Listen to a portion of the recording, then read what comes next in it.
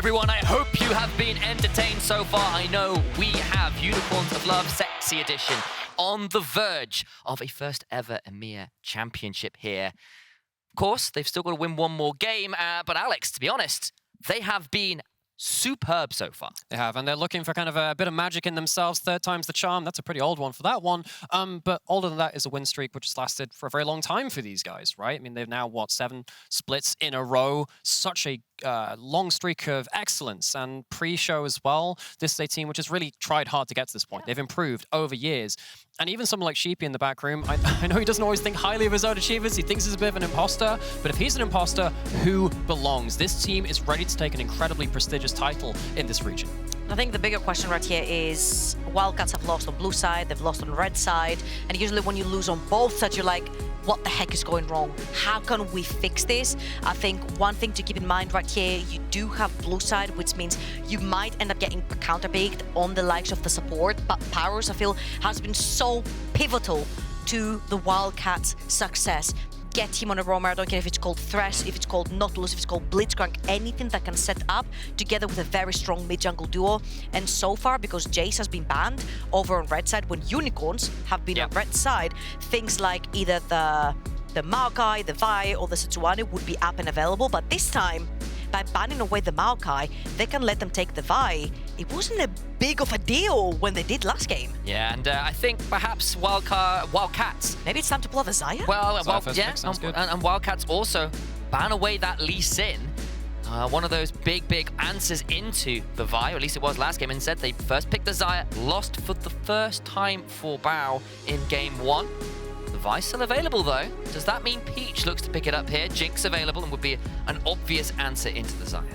Yeah, I mean, we talked about how Elramir and the Wildcats, they don't really pick a lot of Vi. They ban it more often than not, and we saw in that last game, they didn't really execute on it in the way that they needed to. Now, coming into this game 3 could very well be the death knell for the TCL first seed. They ban away the Lee Sin instead.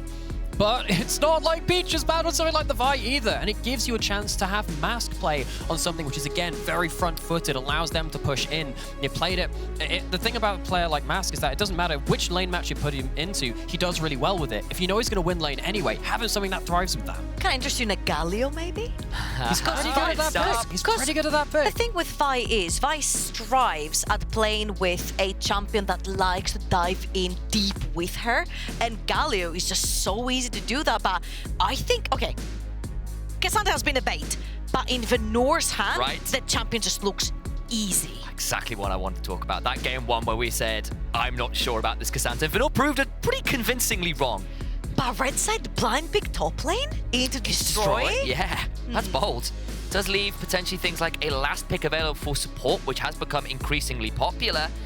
Of course, things are up, include things like the Tristana. This time Kofte gets a hand on an AD shoving mid. It's not the Jace, but the Tristana certainly has similar abilities to get shoved, attack those mid laners and their turrets. And it's also just priority mid lane, which Kofte has struggled to do. One of the things that we, of course, mentioned just before this was, hey, maybe you can look out something like that Vi, because it allows you to play through winning mid lanes really well. Tristana is very hard to win against early, has incredible shove once you get that explosive charge down as well. It is going to be that Vi coming through. It does mean that Mask is going to have a couple of his champions removed in the second round ban phase. You have to imagine. Thing is, right here, you know you're playing into the Tristana, so any sort of setup that will set up the Vi for success in this mid lane can work. The Lissandras, the Ahris, the Syndra, the LeBlanc, anything that can follow up with the Vi to shut down Wildcats will work wonders. And so far, Unicorns of Love have been doing that. They've been shutting down the mid-jungle duo, and it's worked from there. It's what Aragon's been calling that kill first target kind of comp. And you've certainly got the tools. You kill first target, Jinx gets excited, Sante goes all out, and everybody else falls after. The first domino is really important. Problem is, the dominoes you need to tip over are a Tristana and a Xayah, which aren't the easiest champions to pick off with their abilities to jump away, to hit the R button. So we'll see where the Unicorns of Love can thread that slightly narrower hole than it has been in the past couple games. Don't hate me. Okay. I want Destroy to pick on here. Justify yourself. I think Wildcats have been struggling a lot with their front backs, even though during their best-of series they looked extremely strong. I think Bao has been set up for success, didn't do very well in game 1. Game 2, he was a little bit invisible, but having this beefy front line that will unconditionally create engages for you. You've got the all-in from the Tristana Gragas. But the thing is, if you go to also that Ornn, great thing on screen there, thank you for the carry, Venour. He's been doing really, really well. Something like an Ornn is not known for doing great into the lanes like the K'Sante. If you allow Venour to play from ahead in a way, which he's actually not had to do for most of the series, he's been behind and still performing, I think that's a lot of pressure you're putting onto Destroy to holding him at bay at that point, which is why I think a winning lane matchup for Destroy, it's the way that the Wildcats have always played through. I don't know if they're equipped to deal with it in this series. I just want to say, ladies and gentlemen, this might be EMEA Masters, but this is not a European Fiora. This is a Korean Fiora going up top lane for the side of Wildcats. I'm seeing that hover. It's not a Nautilus, it's not a Thresh. It'd be even more spicy if the Pyke is locked in. Instead, it's the Blitzcrank. Game 1 looked really good for so much of it. Didn't work out, but the pick combos are there. You've got so much ability to siege onto these towers. Your 4-1 is monstrous with this comp. The hover on the Heimerdinger would add a little bit more zone control. It is just that for now, a hover. Honestly, I wouldn't be surprised if they went for something like a Nautilus as well. A little bit more pick potential to follow up with Ahri. But the melee supports... I'm too short. The desk is covering the maps. Are you literally saying you've been casting with a handicap on this draft the entire time? Who needs a mini-map? All that does is increase my expectations, in my opinion. The desk has been covering the maps. Well, the thing is, there's a certain shield which raises really, really high, and it's really hard to miss because Lekcyc had an incredible Braum game in that last game. Now you have against double AD carries. It was just the Aphelios that last time that was really blunted by that shield in the mid to late game. Lekcyc has another opportunity again to get in the right place to protect someone like Funky. Only problem is, if you do get Blitzcrank hooked, it's a little bit awkward. We'll see whether he can make it work. It's nearly won them a game 1. It did not. They are now down 0-2. The Wildcats looking like they were the heirs apparent in some ways, coming in from the likes of MSI, from Worlds, and maybe I cursed them in the pregame. You know, when we were at the analyst desk and we did our 60 seconds thing, and I was the one who was there to represent Turkey, and I turned up to the analyst desk, the captain desk as well. So exactly, and I've done a horrible job here. If you can lose that game with like 0 seconds on the timer, then brutal. Potentially the Unicorns could lose from a 2-0 lead. It's happened true. before. Stranger things have happened. Just last tournament, we had a 5-game series. It would take a lot of work from the Wildcats to get it to that point. Onto the Rift we head for what could be our final time this series. The Unicorns of Love 60th edition have been the superior animal. Wildcats have been declawed 2 games in a row, the second game in particular. Very, very dominant. This time they are the ones running the Vi, the Ahri. Can they make that pick combo work, or can Wildcats with a very different composition finally find a footing in this game? Both teams with a very interesting level 1s. Usually when you have a Braum, you do want to be playing the level 1. Concussive blows, an extremely important tool to these level 1s. Causes a lot of flashes, causes a lot of kills. Mask has been a victim of concussive blows in the past on the level 1. Cryzen Syndra versus Movistar. But also when you have a Blitzcrank, you also want to pull these invades, try to force a flash early on. It's not going to be the case. Both teams extremely cautious. One's going to play towards the bottom side of the map, the other one's going to play towards the top side of the map. But yeah, I wouldn't be surprised if with the ward that Lekcyc placed down towards the bot side, we might even see a late invade. No? No late invade, but options... They were ready for it. But they were ready for it, and that's very important because I think Wildcats now need to be quite aware of the fact that they've likely had a lot of wards dropped in their jungle. I think if Peach can get an early road into actually this mid lane matchup, things can flip quite hard at that point, because particularly someone like this Tristana pushes very hard, very early. Someone like the Ahri can survive against the Tristana, and particularly once you unlock your charm, you can stop that jump. But if Tristana ever gets flash blown or has to blow that jump defensively, things get quite awkward quite quickly. Something very important talking about the Tristana is that she gets mid-prio 90+% of the time, and it's the same thing against the Tristana. Look at Venour's ward placement. It is at the red buff. What they're expecting here to happen is this Gragas to clear his bot side, sprint it through mid, and then go towards the invade with the Tristana. Something that G2 was doing a lot when Reckless was their AD carry and played a lot of Tristana is they use that Tristana to shove in wave and push into jungle. Yeah, so we see the charm leveled up already. That's part of the core part of that matchup at this point. But again, really does bear importance. This mid lane matchup, if you can get in there early and flip it, either into the Tristana's favor, get that first kill, or blow that flash, that can change the way the whole map evolves. As it starts, though, of course, we've got to pay attention to this bot lane.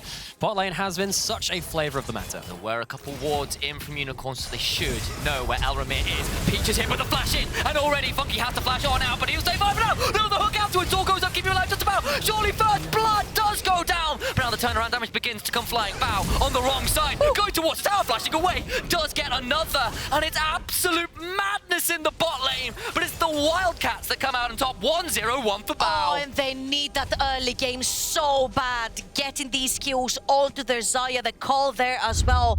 Bow needs the setup from the very get-go, and that was an absolute disaster for 3v3 in the bot lane for Unicorns of Love. The fact that they both get rooted towards the bots of the map, then the support and the AD carry get separated, which means Xayah is untouched in Fog of War.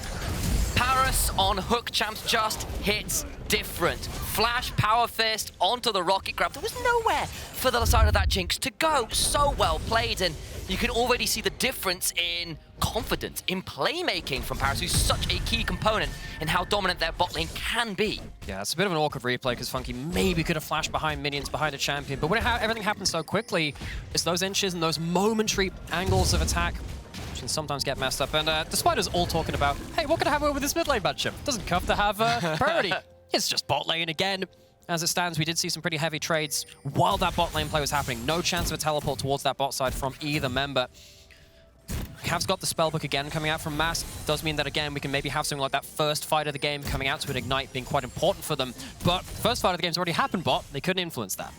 Also, I think flashes were blown mid lane as well.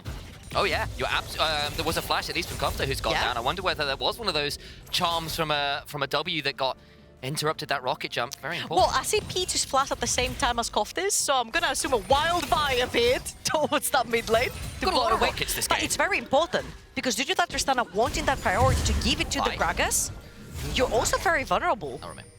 They absolutely are very vulnerable, as there's a little bit of a scuffle of that Scuttle Crab in the bot lane. Lexus taken pretty low.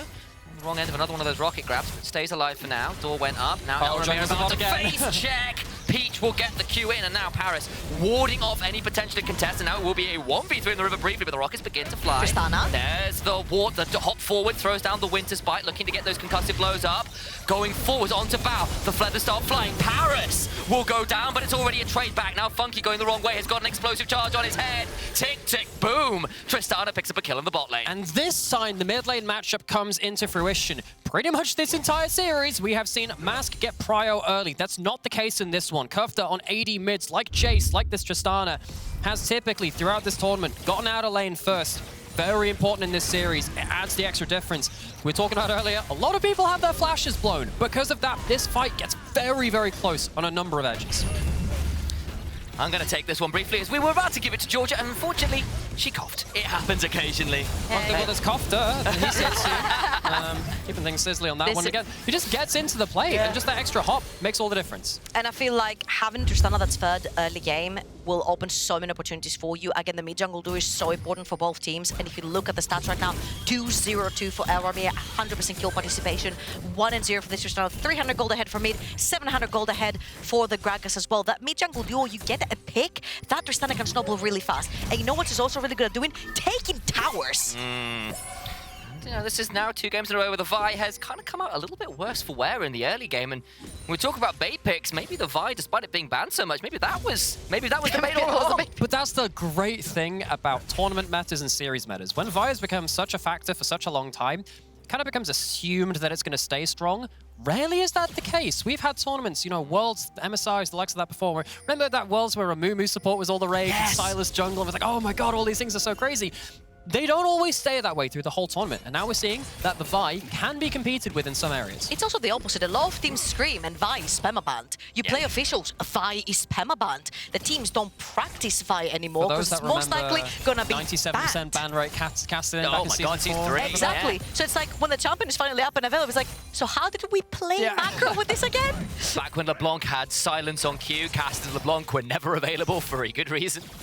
Man, there's some throwbacks to some metas in the past where champions were just so busted. This time around, though, maybe the Vi, she is available, not as strong as perhaps somewhat expected. The shove in mid lane allows Kofte and Parus to start causing some chaos. Parus in the river, Parus in the enemy jungle. That's exactly what you want to see if you're a Wildcat fan. Yeah, and so Now heading up towards 8 minutes. Herald is starting to spawn, but Dragon hasn't been taken either. We've got a delayed first Dragon take. Sometimes we see that. Hook potentially over the wall.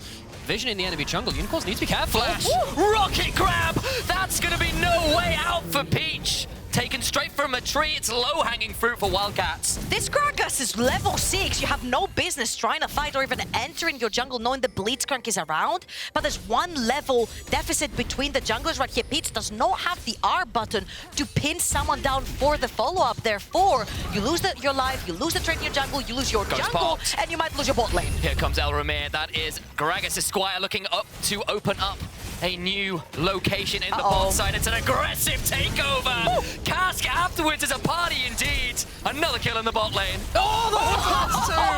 They just don't miss. Down comes the Featherstorm, and Lexus goes down to another barrel. Hook champions of Parus just hit different, and he doesn't miss hooks. Unicorns through this bot side of the map, they're starting to fall apart. It starts with Peach kind of greeting his flash in that bot side jungle. He was clearing a ward. Blitzcrank's off a vision. He's likely going to be out there somewhere. He doesn't manage to survive that play, and he's not there to help his bot lane afterwards too. And this is the kind of early game lead which the Wildcats have really been praying for. All the gold on the bot side of the map, into Bao, into Elramir as well, who's got a chance to engage. Good signs for the TCL first seed. Cool, guys, don't look at explosions because they're the ones making them. Phenomenal plays from Elramir. Or trap, guys. 5-0-2 on this Gragas. He's been a bit absent. Last game, he did very little on the Vi. This game, everything is coming from his hands. He and Parus have been linking up so well.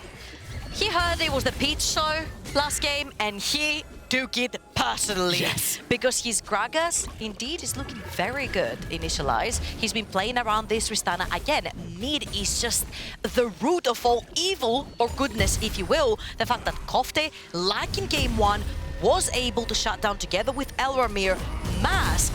Especially now that Mask, you said it, Namer, Ahri into the late games, he falls behind. Not the greatest. You usually want to play around your 1-item power spike, but if you fall behind and other champions have 2 items, your 1-item power spike doesn't mean all. Quick bit of housekeeping, worth noting that Peach does have the Herald in inventory, so that could be a moment to try and get their way back into the game. And no dragons have fallen yet, which is sometimes a little bit unusual. Dragons. Indeed. I'm just about to think about starting it, and all the while, Venour has actually been the one to claim 3 plates in this top side into the Fiora. Yes, she's more of a scaling option, but once again, playing super well here, even in this matchup. Vi has ult, Ahri has the Ignite as well. So Peach and Mask, Korean duo of the Unicorns, have a chance to turn the tables if they find their moment and they choose their fight well. I don't know whether it'll be around this dragon. Feels like Wildcats, they've delayed this dragon take. Partly because they just want to fight around it. They want to force the fight. I was about to say, Peach has the Rift Herald, so he wants to play topside. There's only 2 tower plates remaining. Throw them onto Venour, force that Fiora further behind. He's going to do just that and potentially even get a kill on this dive onto Destroy. Riposta's available, but it would have to be a phenomenal use of that ability. How well can you find the parry? Throws down the ground challenge. Now the teleport's coming on through. The riposta is good. They're going to try and get some damage, but out they go. Destroy is taken down. Well played in the dive. The teleport cancelled as well, and the turret falls to boot. And Destroy has the counterpick match up top with the Fiora, but he's getting absolutely bodied by Venour. This player keeps growing game to game and has a 2,000 gold lead. He is what is keeping Unicorns in this game. Gold actually even despite the kill score. Yes, a lot of that is the plates, but it's also that topside play in general. Venour is a last hope, but it's a pretty decent one. Let's see the replay again. Honestly, I really appreciate Venour taking Destroy onto a drive-by over in the jungle because the TP was coming in. Fiora dying right here is so pivotal because even if the TP comes through, she misses on so much experience, which means that Venour would keep on pulling her on the side lane. We talked about how good his Cassante is, but I don't think people realize how good his Cassante is. 1 second. Oh, no. Finds the read. It's Mad Life back from retirement. Parus living up to the god of Blitzcrank. And I'm just going to throw it out there. Unicorns, you got to just flash when Parus is on your screen. Don't chance it. We've seen Peach. We've seen Mask. Even if he doesn't queue? Oh, I think you just got to get out of there early. At this point, he's hitting so many. You see Can't let him Blitzcrank? snowball the map. Just see him. Get away from him. Yep. It's just such a good predict. I mean, he has 2 ways to go, right? Either left or right. He chooses left. He lost the 50-50 right there. Doesn't flash away. Again, so much damage onto the Tristana. Does get the cannon though, so... Yeah, that's the important part. Is there. that You're worth? absolutely right. Is that what you're alluding to? We'll call it, it's not quite a silver lining, it's like a bronze lining at this point, but hey, it's something. Worth? That's hardly challenging though. Come on, we're in league here. Okay, so just to finish a little bit my point about Venour, Go. I don't think people understand how good this guy is onto the K'Sante. He single-handedly brought back game 1 for Unicorns. Here we go! But this time they were ready for it. They can't finish a conversation because fights commence. Glacial Fissure comes down, but I feel like this game has been broken open for a little while. Gold lead, Elramir, flash, body slam. Bodies them. It's a wrestling match in the bot lane. And unfortunately, Unicorns are the heels. They lose this one. I mean, it feels like it's bowling. That was a 7-10 split with that body slam. Hits both targets in the bot lane of the Unicorns go down. Again, huge advantages on the bot side of the map for the Wildcats. You know what? I think Unicorns of Love are buying. Because Elramir is in on that Gragas. He's not missed a body slam. He's not missed a cask. Every time Blitzcrank and Gragas are in your jungle, you just need to forfeit that. You do not win towards the bot side of the map. That Gragas is way too fed. Tristana has the first roam towards there as well. And you'll be lucky if you get a pick. But Unicorns of Love just keep wanting to take these skirmishes in their own jungle, even though it hasn't worked for them 3 times in a row. Last time I tried to bring up the gold, it got interrupted by Parus rudely finding a hook, but you can see exactly where the gold is. I don't see Parus on my screen. Do it. We got time. Elramir, Bao absolutely are the ones who have found the advantages, but there's Venour on the other side who's done pretty well, but trying to keep Destroy down in this top lane. This is an important moment because Unicorns, they just lost all of their vision on the bot side of the map. I mean, as we were talking about in previous games, their process elimination. Wildcats know that Unicorns are not on the bot side of the map because of that vision. They're going towards that top side, but they can't make a play on the Destroy. Lexus is here. But again, Destroy, he's losing the matchup. They can't get much out of it, though. I just want to pinpoint Funky right here because he had to do the walk of shame from his tier 2 all the way back to base to go around his jungle to finish in the mid lane tier 2 tower. That is so much time wasted, so much experience and gold wasted in the bot lane and the mid lane that no one has picked up. And Bao gets a tower for free as well. Pretty sure he killed another wave to it, too. Yeah, Funky has been really suffering. 0-4, 2k gold lead for Bao. But mind you, that was Wildcats game 1. That was Bao game 1 on the Xayah, and it never snowballed. It's time for Bao to show up in this series. He has been a bit absent, but normally he's been such a stellar, consistent carry. Nearly 800 DPM, 30% of his team's damage there. You know, good goal difference at 15. He's certainly positioned to do it this one. No time. There's Elramir. Tries to find his way into mid lane, can't quite make it happen. Him for good measure. Drive-by ignite, Just to keep vision of him, you know? Yeah, he's just there like, well, quite like my teleport back now. Let's throw this ignite out. Dragon spawning in 20 seconds. Mask will not have his ultimate available for that fight. And again, feels like for yet another time, one of these Vi Ahri combos in the ERLs has struggled to get off the ground early. We've seen a lot of teams practice against it a lot at this point. They know how powerful it is. They've come up with answers towards it. Wildcats do look like they're going to get themselves second dragon for free. The only bonus for the Unicorns is that Venour continues to get extra time in side lanes and get something for himself. Looks like the Herald is also being started. He's bullying Peach currently, who's trying to make a cross-map play, but Destroy's there. He's keeping him busy.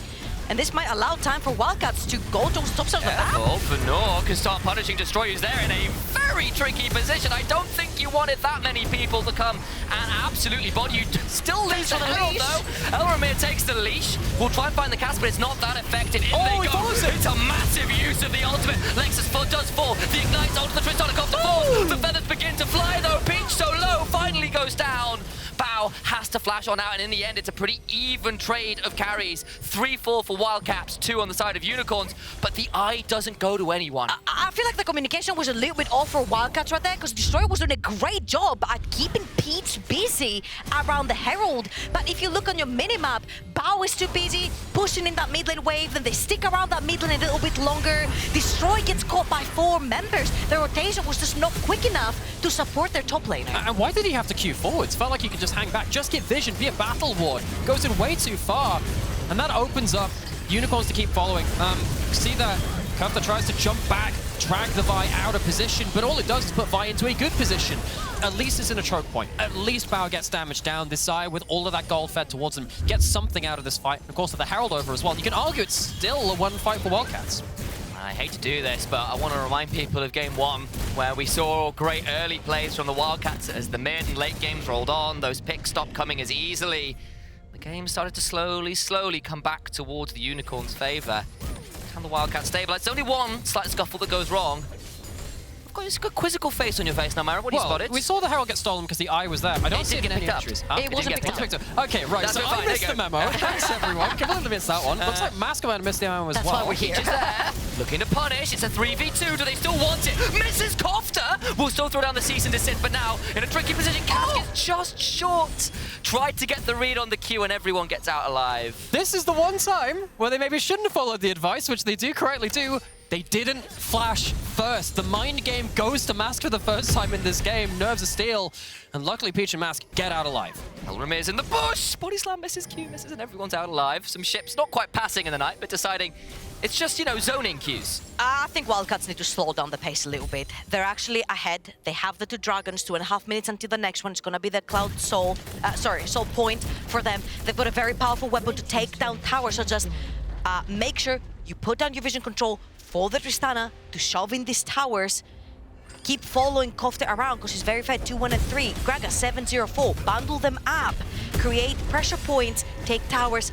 Back off. There's no need to overchase. There's no need for that because Venour, again, game number 1, he solely kept the game alive. He's currently almost 2,000 gold in the lead. He did it once. He can do it again. So play cautiously. Backbone of this will be, though, if Unicorns are going to get themselves into a winning position, it's going to be through vision game because you've already talked about this multiple times. This is very problematic. Goes forward, gets half the HP of this Braum. Door goes up, but maybe the side of Wildcats have the tools to knock it down. This is it, this is the moment. They're looking for the angle, the way to turn it around, to find themselves 3-0 sweep. They need to start now. Peach's ultimate cancelled by Bao, but now he's dragged back to where he started, and Everfrost brings down Bao. That bird is frozen, and it'll be dinner tonight. Well roasted by the side of the Unicorns. Elramir in a difficult position. A shutdown available to Funky, surely fed on a silver platter. 2 kills, 2 shutdowns, and a well-played fight by Unicorns. A round of applause to the Unicorns. They're keeping going, but Venour is such a force of nature. That was a beautifully executed flank off of the vision they'd placed earlier. He actually means it, by the way. He stood here applauding. yeah. It was wonderful. Parus is going to go down as well. Unicorns, oh my days. This is the power play Another which can kill. get them back into the game. Funky gets another kill. This Blitzcrank just doesn't have anywhere to go. Suddenly the gold nearly back to even less than, well, just over 1,000 gold between them. What are you going to do? Let's see the replay. Again, they're not playing through their waves. They have no wave mid. Bao is being flanked from 3 different angles. Yes, you can ult the Vi ult, but you do not have flash to get away from the K'Sante as well. Venour has had 1 target the entire game, and that has been the Xayah. He shut Bao down in game 1. He's doing it here again. This picks is what allowed Unicorns of Love to come back in game 1. And as we're seeing picture-in-picture, Destroy is being chased around. He's got a ghost, but I don't think he's going to be finding any way to escape just turning into one himself. But maybe I speak too soon. He does not give up the ghost. Somehow manages to get the riposte. Rocket doesn't hit. I hadn't even seen that.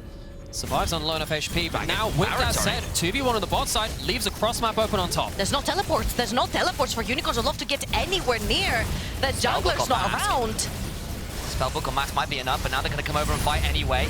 Down it goes. Braum for free. That is the price of the attempted pick on bot side. Wildcats stabilize the game from where it felt like it was just beginning to slip back out of control. I was told by a notorious jungler pro player, if you play for your top lane, you will most likely lose something on the other side of the map, because top lane is just not worth playing for currently. And indeed, they tried to catch Destroy. It didn't work. Destroy got out. He even had teleport if they tried for any shenanigans over a Baron. So that was a pretty free Baron for the side of Wildcats. Now, what's really worrying here is that every time Wildcats have the Baron, they overchase, they overextend, and end up throwing the lead. Again, slow and steady wins the race. Elramir. Steal. No! Soul point now secured.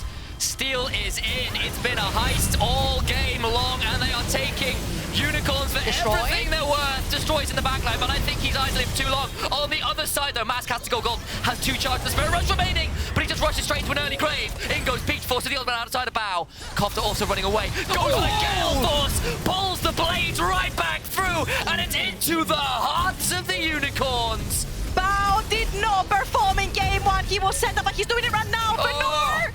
Another kill, another auto would do it. Wait for it. Flash, auto, and Kofte gets another. blink and you miss it. The Wildcats have come to play. They had a bit of a stumble a couple of minutes ago, but their consistent damage source in this Xayah, which they had not lost on up until this finals, comes out tops. I think this is so important for Bao and his confidence as well. Elramir stealing away from their teeth, literally the dragon, and then he looks so discoordinated. Parus misses a hook onto Mask, Mask zones away Bao, Destroy dies in the pit, Elramir follows up, and suddenly it's a 3v5 in favor of the Unicorns of Love. And as you see all these Jinx damage going down, you're like, that's it. If one more lands, someone dies. Bao with the aggressive Gale Force and pull from the feathers. What a fantastic showing of mechanical skill. We were looking for that in game number 1. He's showing up in game 3. I can hear Jamada scream in the green room from here. That man detests how powerful Gale Force can make your carries. You can see the value there. Huge, huge stuff from Bao to turn around that chase. Does also really like K'Sante. Venour's having a hell of a game, so maybe he can balance it out in this case. That being said, though, was denied a little bit by the Gale Force in that fight. Bao had already done the damage to win that team fight. So, Wildcats setting up a push again on the enemy side of the map. No vision this time. Venour, press the W, gets away. Another good use of that Pathmaker, just refuses. Was it a flash or a Hex Flash? I can never tell. I think it was the Hex Flash, but again, you never know. Blitzcrank just tends to stick on the Hex Flash the entire game, it feels like. Shove comes on in. Gonna try and make the most of this Baron buff. Very important to actually have another lane pushed in, because there's quite a bit of wave clear with Jinx, Rockets, and Ahri being there. Oh. Mask is huge! Mask goes down!